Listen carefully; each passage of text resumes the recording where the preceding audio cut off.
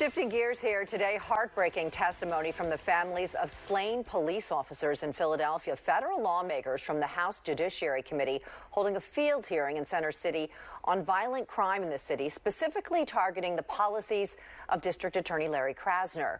Our Jennifer Lee takes us to this emotional and politically fired hearing.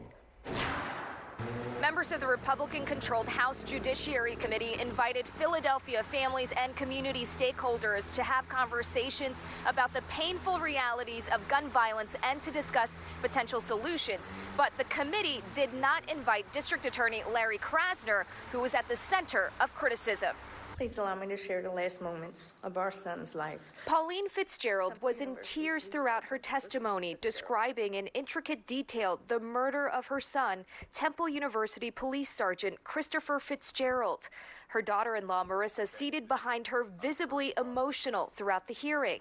My daughter-in-law, Marissa, is now a widow and must now raise their children as a single mother.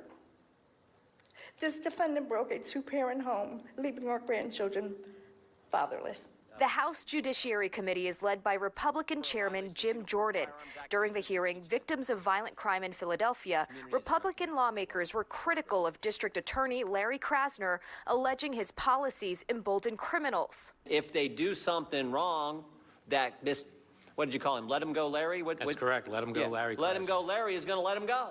Witness Terry O'Connor says her husband, Philadelphia SWAT officer Sergeant Jim O'Connor, was killed at the hands of a repeat offender. My husband could still be here today if these men were prosecuted the way they should have been and been behind bars. Democrats argue this Republican-led hearing is a political stunt. U.S. Representative Mary Gay Scanlon called it a sham hearing, saying the committee's time is better spent passing meaningful bills to prevent gun violence. Our interest is in what we can do to reduce gun violence and violence in general around the city, what's working and what should Congress be supporting, as opposed to, apparently the chairman's message was to come into town and give report cards to local officials. Hours after the hearing, the district attorney provided remarks of his own, surrounded by supporters in the faith community and victims of gun violence.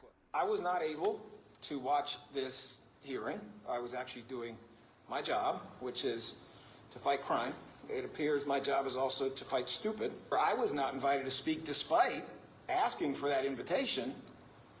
What you were seeing there is political theater.